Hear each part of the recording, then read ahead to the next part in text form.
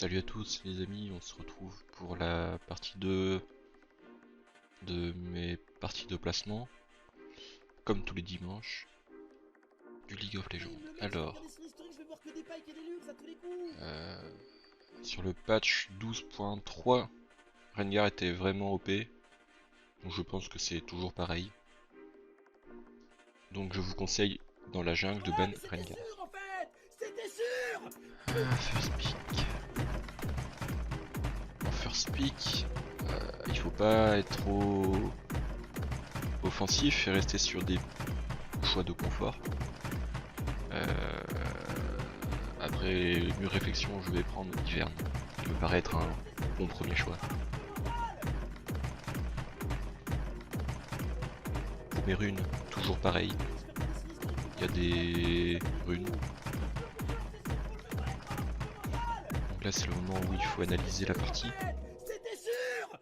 Alors, on voit que notre joueur du milieu, Fizz, il joue bien son personnage, il a maîtrise 7.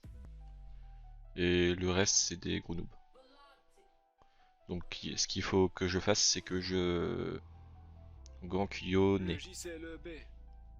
est sorti récemment, je connais bien le personnage, mais je vois pas comment je pourrais ne pas le gank. Alors nous voilà dans la partie, toujours analysé. Ouais, ils ont des champions qui courent vite, donc il faut le châtiment bleu. Et je vous conseille les potions qui vous permettent de regagner de la vie quand vous en perdez.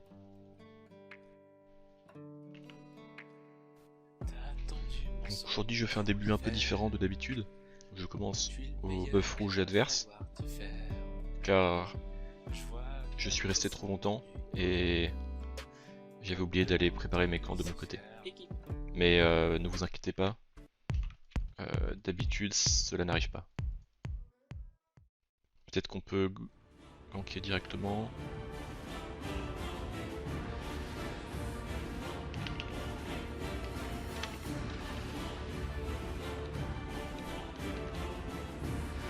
Comme ça le Fizz qui est le meilleur joueur de notre équipe, il est très très bien.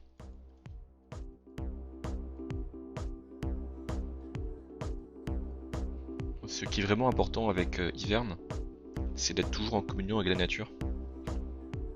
C'est pourquoi hier je suis allé à Jardiland et j'ai acheté 5 plantes en pot que j'ai positionnées sur mon bureau. Comme ça je peux m'imprégner de leur puissance en pleine partie. Ce qui me donne beaucoup de force et me permet de jouer Ivern à la perfection.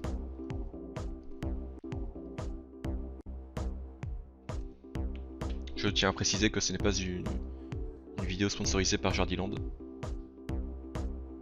Au cas où des petits malins puissent croire cela.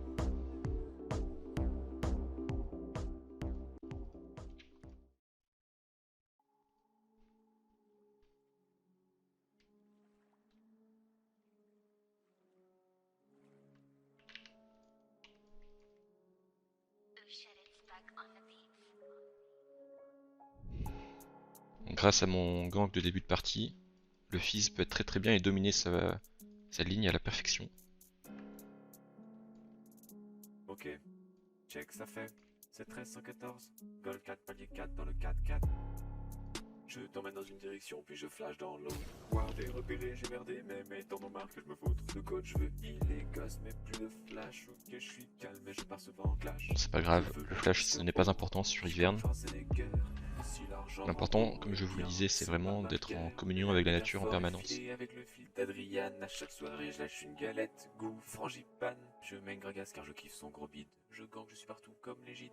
Cette péta pue, mon heure de gloire est passée. Donc voilà, Fizz a tué mid grâce à la pression que je lui ai offert dès le début de la partie.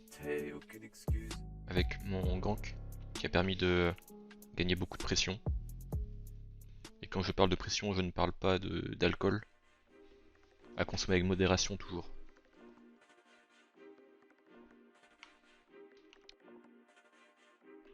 On voit que le Jax joue très mal, il n'a pas sa téléportation sur ce timing. C'est là qu'on voit que je suis encore en partie de placement, et donc que je suis avec des joueurs qui sont en très bas elo.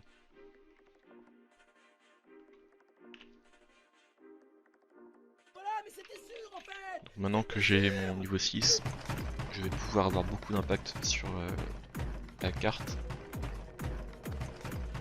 Et là la Gwen ne s'attend pas à ce que 2 personnes arrivent sur sa voie.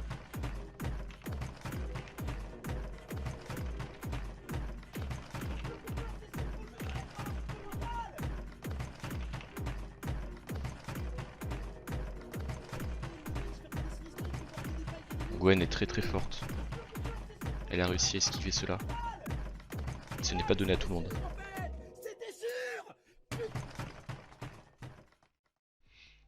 La voix du bord n'avait vu que c'est des gros noobs, donc ce n'est pas étonnant qu'ils meurent en pur 2v2. Ça me rappelle une botlane que je connais bien. Le JCLEB. Grâce, encore une fois, à mon gank en très early, le fils peut carry cette partie. Comme quoi, toujours analyser les forces et les faiblesses de l'équipe avant le début. Ça a permis d'analyser que le Jax.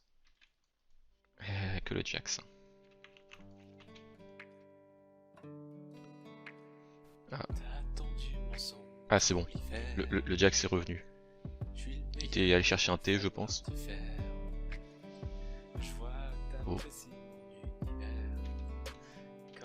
Je ne veux pas tout ramener à moi, mais c'est vrai que sans mon intervention en tout début de partie, le fils n'aurait jamais tué la Gwen sur ce moment.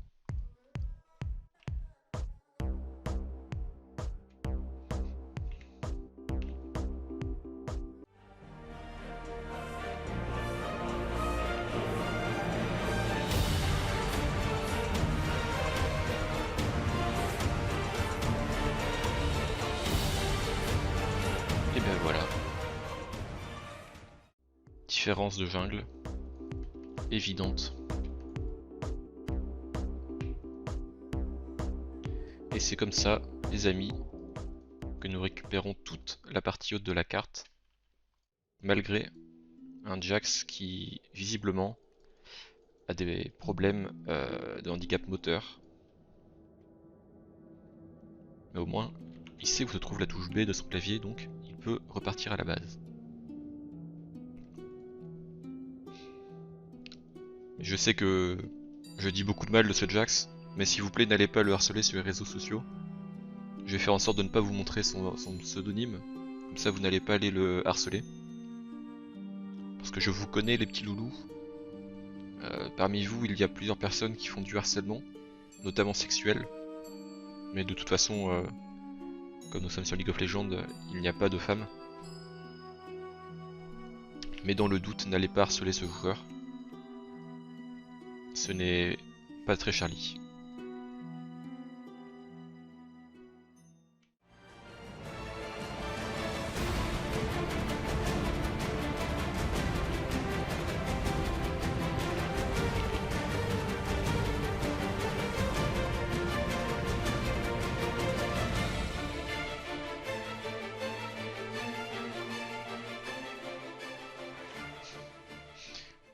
Toujours avoir un châtiment parfait pour ne pas se faire voler le buff du dragon. Notre Lux visiblement est un joueur de Counter Strike. Elle oublie le A de AWP mais elle nous parle de cette arme. Je ne vois pas ce que ça a à faire ici mais... Ah peut-être que c'est parce que tous mes enracinements sont très bien lancés. Et donc elle pense que je vise comme un sniper. Il faudra que je lui dise que je ne suis qu'un humain comme un autre. Même si effectivement c'est dur à croire.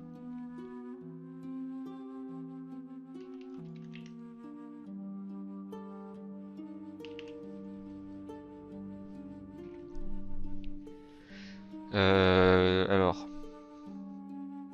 ce qui vient de se passer, c'est simplement que mon Jax, grâce à la pression que j'ai en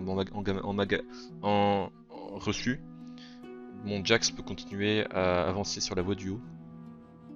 Bon, parfois il s'arrête un petit peu pour pouvoir boire son thé qu'il était allé chercher tout à l'heure. mais grâce à moi, il va peut-être pouvoir prendre cet inhibiteur de la voie du haut. Et pendant ce temps, le fils que j'avais mis très bien avec mon gank en début de partie au niveau 2, il continue de faire le travail sur le reste de la carte. Donc comme on dit en bon français, différence de la jungle.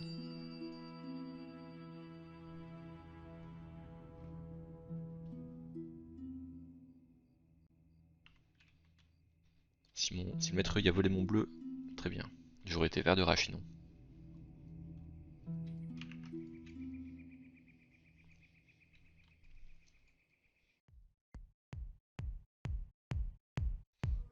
Après Jack c'est tellement OP que même un joueur comme lui peut se permettre de faire ça. Heureusement que je suis là pour sauver sa vie tout de même.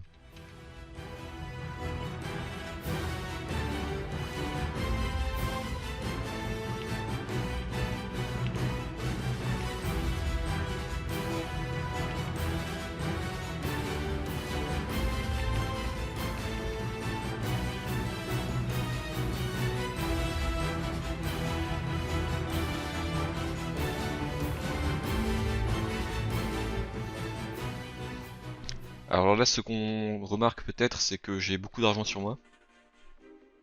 Mais faut pas oublier que sur cette carte, on n'a pas le droit de back. On ne peut acheter des items que lorsqu'on meurt. Ah non, c'est en Aram. Bon, je vais pouvoir back après mes petits camps.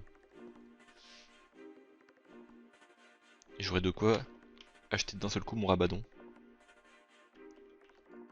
Et je pense que si je l'ai sur ce moment, c'est impossible de perdre la partie.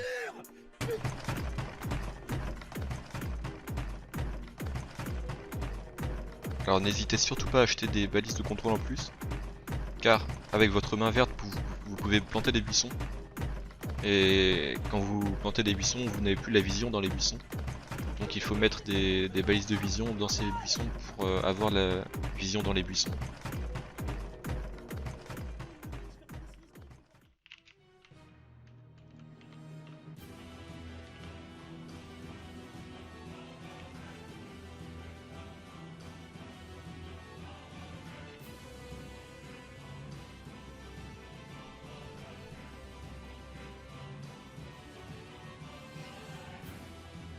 Là, heureusement que je fais le dragon, car tous mes coéquipiers ont oublié qu'il existait. Et ils ne cherchent qu'à combattre alors que le plus important c'est les objectifs. Mais bon, on voit que on est encore qu'en platine. En challenger cela ne se passe pas comme cela.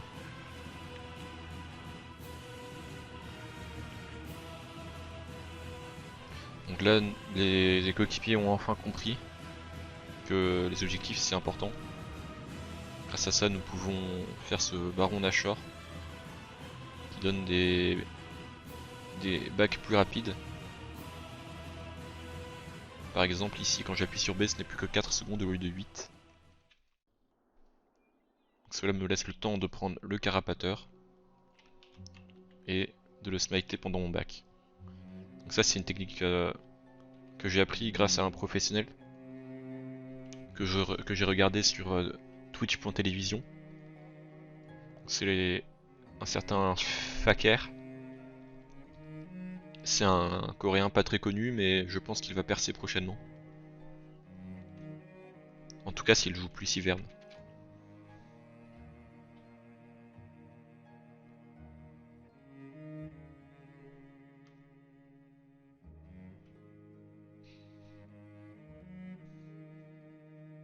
Après mûre réflexion, je pense que si je n'avais pas gank le fizz au niveau 2, il n'aurait jamais tué la Samira sur ce timing. Comme quoi, différence de jungle une fois de plus.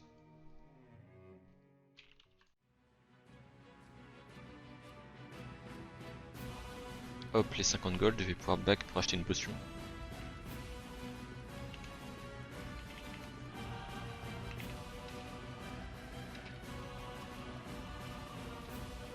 Important d'enlever la vision pour éviter qu'il puisse TP sur les wards.